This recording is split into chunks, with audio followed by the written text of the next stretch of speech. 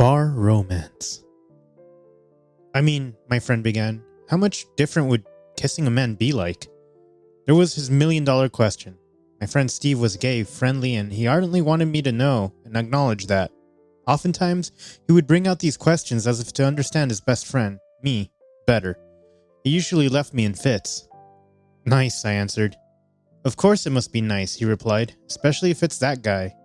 Especially if it's that guy, I agreed. We clinked our glasses together. 5 more glasses later, and I couldn't stop my eyes from wandering toward a certain tattooed man. And dear God, burn me in hell if my body didn't warm up at the thought of touching that man. His name was Eric, and he owned the bar that we were currently at. How did I meet him, one would wonder. Well, the story was simple. As the case with every business around this part of town, Eric was infamous for being obnoxious and insufferable. He was said to be too proud, too rude, and just unpleasant to be around in general. Half of his suitors stopped pursuing him simply for this reason. I belonged to the other half, the ones who desperately believed that they could and would tame that beast and expose the kind human underneath. Hollywood had fed us enough fantasies, and we were ready to sail the boat. Of course, that did not mean it was easy. The words around the campus had led me to him, but that did not mean it would be easy to get my hands on that man, so I started frequenting this bar some 7 months ago. It was in the second week of my adventure that I saw him for the first time. Eric was a man of tall stature and great build, and although his fashion sense was weird at best, he still managed to look good. I always thought it was because of the tattoos that lined his skin and the confidence that he carried himself with. Of course, other things helped too, but by the time the 4th week rolled, I had a massive crush on him. That crush was one of the reasons why I still frequented this bar 7 months later. My intuition was to grab his attention and hold it. Unfortunately, all of my moves were futile. Eric looked like he couldn't care less about another man's attention. As annoying as he sounded, I concluded he was not the worst man to crush on. And I had several reasons to feel that way. If you're not going to talk to him, why are we even here? Steve asked and poured me another glass. You know it will go to waste if you don't talk. I've tried talking to him, I hissed, my eyes red with drunken passion. And how did that go? He slurred. Eric did not respond, that's how it went. Each time I said hello to him, he returned one with a grunt, as if tired of keeping up with his hundreds of customers. Although it hurt to imagine I was just another grunt in his eyes, there were reasons that I couldn't ignore. These reasons were why I held on to him so tightly. I remembered that day when he had our first decent interaction. It was near the end of the 2nd month of my stalking. It was around 9 and I was on my way from a late evening event on our college premises, as it happened. I had to take the bus. It was rush hour and there were enough people to squash you into a sandwich. I happened to be between the wrong set of men. I struggled on both sides. Then, I tried to maintain my balance, all while making sure I was not touched inappropriately. I was losing on both ends. On the next stop, several people got off, but I was still stuck between the same men, when one of the hens got brave. I told the man to keep his hands to himself, but that was not enough. 2 minutes later, I could feel that invalid touch again. The worst thing was that I couldn't even tell where it was coming from, and if it was intentional. Just when I was ready to give up and get off on the next stop to save myself from all of this nonsense, I saw Eric pushing men around me away. It was subtle nudging, nothing that would offend anyone. I looked up into his eyes, but he still silently nudged me into a safer corner and stood in front of me. He asked for my stop, and I told him. I replied that his stop would come after me, so it's all right. I could not tell if he recognized me, but his care was enough to encourage my crush and like for him. In that particular moment, I couldn't fathom why people talked of him the way they did. You're still holding on to that sick rom-com worthy moment? Steve groaned and held his head in his hands. It was like 5 months ago. But there's more, I desperately insisted. I remind him of that incident. Oh, not again, he murmured and ordered another bottle. Apparently, hearing my lovely memories hurt his sanity. So much for a gay-friendly man. That incident was more recent, although it was some 4 months ago. We had recently received a result. I almost flunked my calculus. To swallow in self-pity and shame, I decided to visit the bar instead of meeting up with Steve, who was dealing with worse scores than me. It was late and I was miserable. It was also raining, and so it was insanely cold. Eric was at his usual table on his laptop, uncaring of everyone and everything around himself. I tried to grab his attention despite feeling miserable. Nothing worked. The clock hit 10 p.m. and I decided I needed to leave. I paid my bill and walked outside. As I said, it was raining outside. I waited there for some 10 minutes. I couldn't fathom walking into that kind of rain at such a late hour. I did not have an umbrella, and I knew I would find a ride only 15 minutes away from here. Just then, the door behind me opened and someone offered me an umbrella. That someone turned out to be Eric. He looked disinterested, but I knew if I rejected his offer, he would be greatly mortified. "Have it," he said, when I didn't make a move. "You can go around here. You'll find a ride quicker that way." Then he pointed out the direction to me. "Thanks," I replied, still in shock and in awe. "But what about you?" He shrugged then. "And that way," he repeated. I bowed my head a little and thanked him. I hoped he would not accept the flush on my face as a drunken flush. There was no way I could have stopped crushing on him after that. Of course, I desperately held on to the idea that something might spark a relationship between us. What made it worse for me was the fact that he did not have a spare umbrella when I returned to the bar 2 days later to return it. One of the bartenders informed me that Eric was ill. I asked him how, and he replied, "The rain, man. He got wet. Got a fever." And how was I supposed to move on from that kind of gesture? "And then you guys never talked again," Steve unhelpfully reminded me. "And then we never talked again," I agreed. "Then what are you gonna do now?" he asked. "Hope," I replied and got up. "I hope he takes a goddamn hint this time." "Good luck," Steve shouted behind me. I told him I'll be back. He showed me a thumbs up, but as I went every other time, Eric did not have much to say to entertain me. If you could see how desperate I was to start something romantic with him, he did his best in dodging any such advances. That was another reason why I often got irritated at him. It was almost as if he wanted me to struggle being in love with him. But I still tried to strike a conversation with him. "Hi," I told him. He did not look up from his laptop.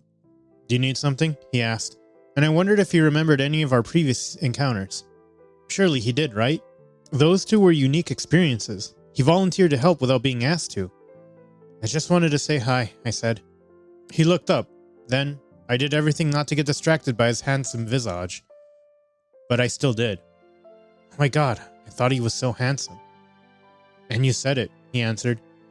For valid reasons, that answer irritated the hell out of me, and drunk as I was, I told him so. As if interested in hearing what I had to say, he leaned against the sofa and sat more comfortably. "I have been trying to befriend you for such a long time now," I began. "Then you helped me twice, and I thought..." "And you thought I was sending green signals?" he softly asked, even though the music was blaring from the speakers. I could hear him loud and clear. Though this question was not as offending as I thought it was, it still sparked another bout of irritation in me. "I thought you were nice," I replied, and a tear slowly slid down my cheek. God, I was being so dramatic, but it really hurt as if I was stung by a million bees at the same time. His expression shifted slowly, and I could see the cracks in his attitude, the same cracks that had encountered me in the first place. I knew he wasn't what everyone thought he was, but now I thought maybe I was looking too much into nothing. But before he could properly react, I stumbled out of the place and looked for Steve. When I found him, I paid for our drinks and grabbed him, and we left the bar. Humiliation was weighing down on me, and the drunk state was making everything 10 times worse than it already was. I really did not want to return to that place ever again. But did I do that? Nah, I didn't, and I broke the rule merely 1 week after that. Although I did not go into the bar, I started frequenting nearby shops. Although I sometimes saw Eric going in and out of the bar, our eyes never did meet like that, and slowly 2 weeks passed. Steve told me I was being pathetic for no reason at all, but I couldn't deny my fascination with Eric. I thought keeping this much of difference would eventually make me not want to be around him anymore. After all, getting over a crush was a very normal thing, but it did not seem like it would for me, because in the 3rd week, Eric and I met again. I was not at the bar, but at a nearby cafe. It was late evening and the bar was rowdy as it was during weekends. I waited outside the cafe to catch a glimpse of Eric, but for some good 15 minutes I did not see him. Steve was calling me constantly to remind me how pathetic it was, and I was doing my best to ignore him. 25 minutes later, Eric walked out of the bar. He looked as dashing as ever, dressed in his simple clothing. His hair was messy, and despite the cold weather, he had left his arms bare. I could not help but feel elated at the sight of those familiar tattoos. I really did feel like a fool in love. Eric looked around the area and found me. For a moment, neither of us said anything, but when I felt I was getting embarrassing, I looked away. Hurriedly, I pulled my phone out of my pockets and started fiddling with it. I could still see Eric from the corner of my eyes, and I hoped he would call me creepy. But things changed. Instead of me going to him, he came to me. "Hey," he said. "Hi," I replied. "So you don't come to the bar anymore?" Oh, I thought to myself, he noticed. I couldn't wait to tell Steve about it. "Is it because of that night?" Eric asked and leaned against the wall. When I took my sweet time responding, he pulled out a cigarette from his jeans and lit it. Stupidly, I watched it all in fascination. Everything Eric did was hot. Good-looking people really were a menace. I shrugged. I did not want to admit it, but I did not want to lie either. So it is because of that night, he said. I thought I would apologize next time you came over, but you never did, so I apologize now. I'm usually not that rude. I nodded. There was nothing else to say, so we both stayed silent. My phone rang a few times, and I picked it up at last. It was obviously Steve, and he wanted to know what was going on with me. I could feel Eric's eyes on me, and so I fumbled with my words. It was so embarrassing. Oh my god. I gave short answers to my friend and then hung up. Then I caught his eyes, and I told him I should go. He nodded, but did not remove his eyes from me. I guess it was because of that. I said what I said next. Should we go to your place? He dropped a cigarette, stomped the booted food over it, and then nodded in a direction. I followed him. And just like that, I started something that would crush me later. I dared not tell Steve about it. 2 weeks after that fateful conversation between Eric and I was sneaking out of my shared apartment with Steve to find my way towards Eric's. I resumed my visits to the bar and often met Eric. In the last 2 weeks, we slept together thrice. It was always me who initiated it. It bothered me a bit each time, but it was all forgotten in the moment we were together. Now, any sane person would know I was walking into a landmine, yet I found several reasons to make home there. The morning after the first time, Eric made me breakfast. We ate, and although he looked and sounded a little distant, he was still decent. We ate our breakfast, and then I left his place. He did not call me or return my calls for some 3 days. On the fourth day, I approached him again. He still looked a little distant, but then he asked me to wait in his car. He gave me his car keys, and I waited in his car for a good 15 minutes, even though I did not want to. I looked around for content of it while I waited. I happened to find several magazines and albums in the stash. There was an unhealthy amount of snacks in the back seat, and it was when I was flipping through one of the magazines that I found a little note in it. And then I found another in another magazine, and so I did in the rest of them. The notes contained nothing but swear words and a bunch of heartless accusations thrown at Eric. Most of them talked about how selfish Eric was and how they hoped they had never met him in the first place. The notes concluded that Eric was a heartbreaker who only cared for himself and no one else. I was so shocked by what I had discovered that I did not see him coming. When he came in and saw the notes in my hands, he stopped for a moment. Then he grabbed all the notes from my hands and slapped them between the pages of whatever magazine he found. When I did not say anything, he asked me not to touch his things. I must have looked offended because he stopped by the bakery and bought me my favorite sweets before we went to his place. Although it was another good night with him, I just couldn't forget what I had seen. But at the same time, I was also sorry for sneaking in like that. 3 days after that, I approached him again. Thankfully, nothing happened this time. And that was how I was where I currently was at. This time Eric was playing bartender, for whatever reason. His mood looked bright. As I drank my beer, I couldn't help but click a few of his picture and watch his smiles and his laughs. It warmed my heart that he was so relaxed.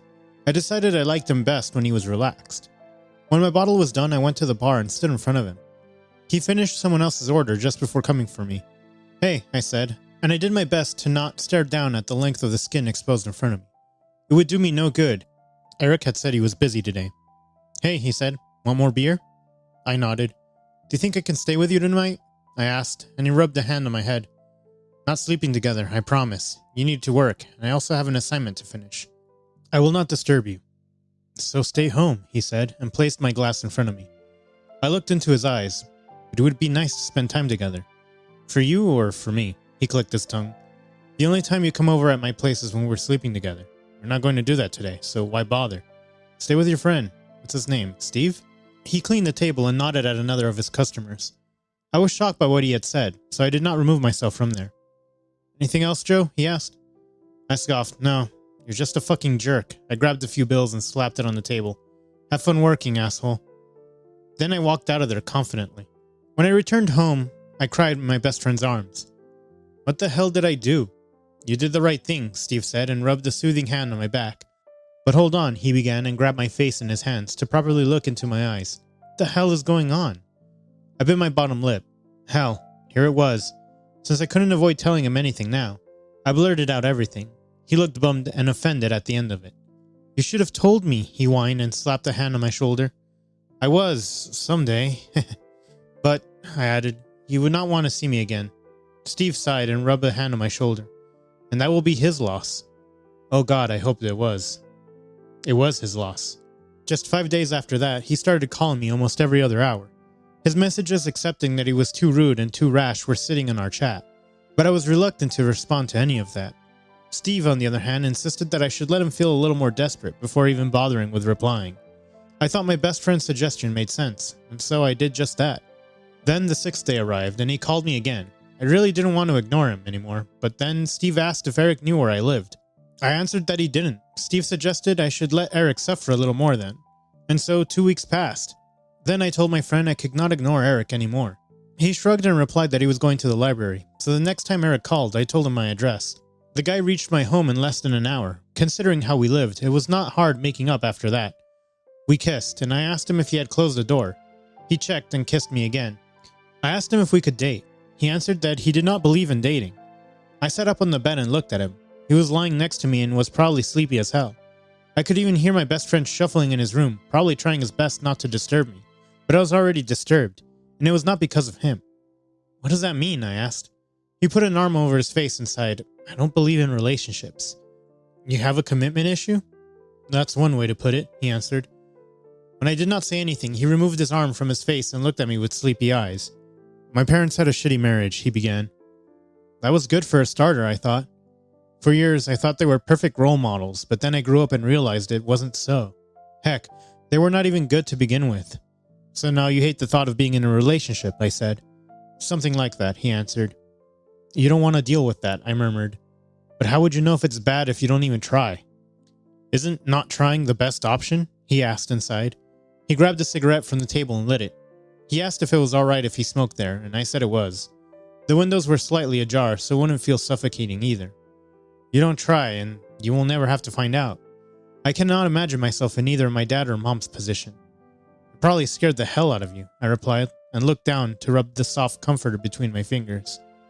It does not fucking scare me, he replied a little harshly. I stopped. In the other room, Steve stopped moving. He shouted through the wall if I was alright, and I replied that I was. I looked at Eric and I told him that he could take his attitude and throw it in the dustbin. Talk to me like that again, and you're not coming close to me. I'm sorry, he said, and snuffed out a cigarette. It's just that I get a little too emotional talking about this. I know that it does not mean anything, but still. I sighed and lay down next to him. I'm sleeping, I said, and I rolled to face the other side. He sighed behind me, came closer, kissed my shoulder, and then hugged me from behind. Let's keep it as it is. You don't have to name it. Although he fell asleep soon after, I couldn't help but lie awake. In the moonlight, I fingered the tattoos on his arms. They made absolutely no sense to me. They were aesthetically pleasing though, so I couldn't help but still marvel at them. Despite his snores into my ears, I really wondered if there was any hope between us. At the end of the day, all I ever wanted between us was a relationship. The sleeping together was nothing but an arrangement, and I hope it would soon change.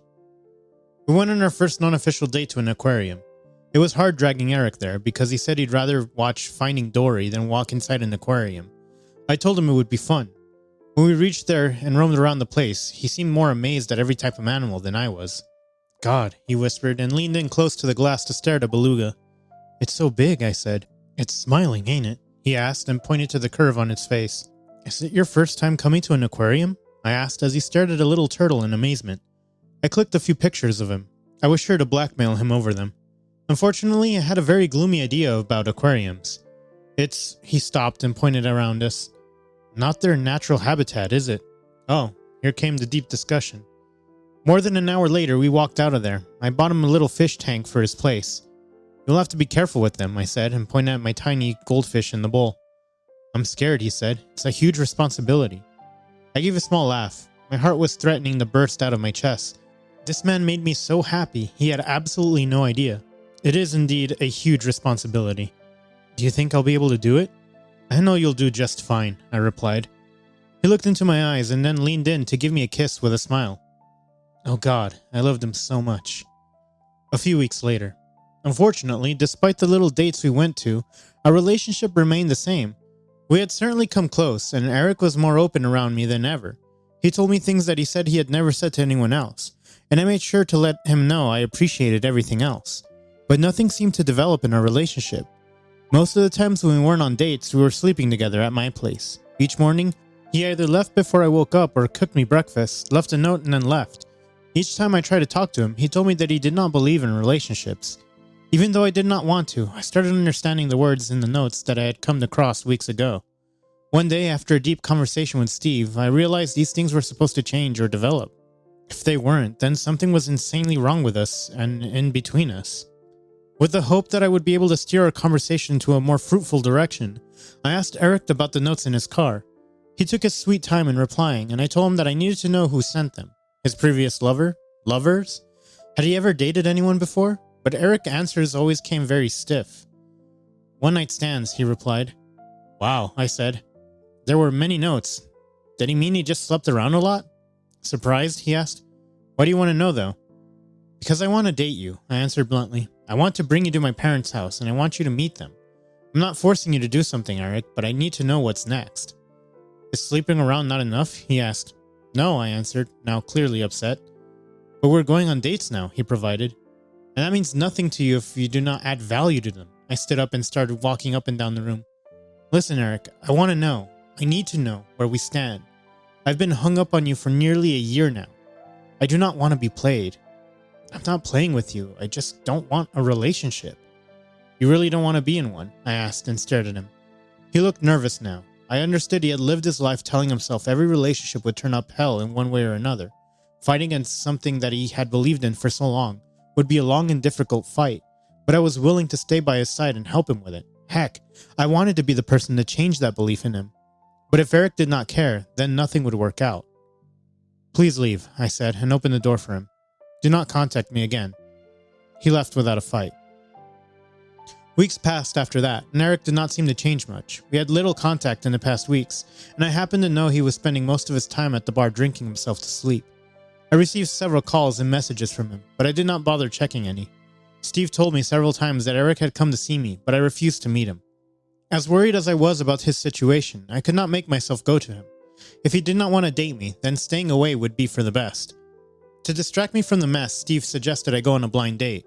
I was annoyed at him and myself, but I agreed. Anything to get Eric out of my mind. I told Steve it wasn't like we were dating or even exclusive. A night spent with another man, and things would be alright. Unfortunately, I met Eric during the date. I was with my blind date when I saw him coming out of his car. He went to a grocery store and came out of it some 15 minutes later. The entire time I was so distracted by him that I did not pay much attention to the man sitting in front of me. My blind date felt a little slighted and hissed a few words at me. I apologized. But then Eric came out of the store and found my eyes. For a moment, we did not look away, although I wanted to go to him and ask him why he did not care for our relationship. I saw him crossing the road and coming into the cafe where I was sitting. Hey, he said. Hi, I answered, a little stiffly. My date asked if I knew the guy. Eric replied in my stead. Yeah, we were seeing each other. Who are you, man? My date, I answered. Your date? Wow, he said in a huff, and grabbed a chair and sat by my side. I've been calling you. Why aren't you answering? I want to talk, Joe. I want to make up for what I've done. And you're on a date? I tapped my finger on the tabletop. Leave, Eric. Joe, he said a little desperately. You were right. I'm scared of relationships, I admitted. Ever since I saw what happened between my parents, I just couldn't help myself from being afraid of it. Theirs was a love marriage. A love marriage, Joe. I'm on a date, I repeated. He swallowed. Oh, yeah. Right. He slapped the table once and stood up. I'm sorry, guys, for disturbing you. Have a nice date. Then he walked out of there. I swallowed and sighed. My date cleared his throat awkwardly. I don't want to butt in something that I'm no part of, Joe, but I think you should follow him. I looked into his eyes, but it's unfortunate that nothing will come out of this date, but he clearly wants you. And going by the tears in your eyes, you want him too. He signaled the waiter to come in. I will pay for us for talking so rudely earlier. You go. I'm sorry, I said, and then swiftly walked out of there. Eric was just leaving when I asked him to lower his car window. He did. Bring me on a date, Eric, I began. If you want to date me. He grinned and opened his car door. Come in first. Thank you, he added. Any time, I replied, and held his hand when he seeked mine. I realize staying away from you does not make sense, he began suddenly. I said yes, I am afraid. But you mean something to me, Joe. I'm ashamed to admit that it took me time to accept it. I'm glad you accepted it, I said. Give me a chance. I will try, even if it gets scary. Give me a chance too. And then I gave a little laugh. The first date happened to be in a movie theater 2 weeks after that fateful meeting. Eric chose a horror movie and I screamed through the entirety of it. He giggled each time and held my hand. I told him that I would never forgive him. He laughed and kissed me. When the movie was over, he told me of another movie. It's horror, I said in a horrified tone. And it'll be fun. For you or for me, I balked at him. A great opportunity for me, he answered, and grabbed our coffee. I took the cup offered to me and looked at him. To do what? I asked. To hold your hand, he answered and grinned. Forever, he softly added. 2 days after the movie night, Steve and Eric officially met. They'd met several times in the past months, but it would be the first time Steve would meet Eric as my boyfriend. Because he knew about everything that happened between Eric and me, he was extra critical around Eric. I told him to relax, but he told Eric that he should be careful. You have hurt him for no reason, Eric, Steve sagely began. I hope you're making up for it. I'm doing my best, Eric replied. Steve carefully looked at him and then nodded. Okay, it's safe to date now. I rubbed my hands together. Glad to know we got your approval. Did you take Eric to your parents? Steve asked before switching on the TV. I looked at Eric. Whenever he wants. Eric smiled and nodded. Soon, he answered. Soon, I told Steve. Conclusion. I took Steve to my parents' house soon after that. Thankfully, considering how supportive and cool my parents are, the meeting went without a hitch, although my mom looked a little awkward around Eric's tall and tattooed frame. She gifted him her favorite flower, and that was how I knew she liked Eric enough. It was some months after that he officially started telling everyone around him about me, and that was how the people in the bar found out about our relationship. The end. Commitment issues are always trouble. Is it always worth struggling? Let us know in the comments below. Thanks for watching. Consider subscribing to become part of our Rainbow Force and stay wholesome.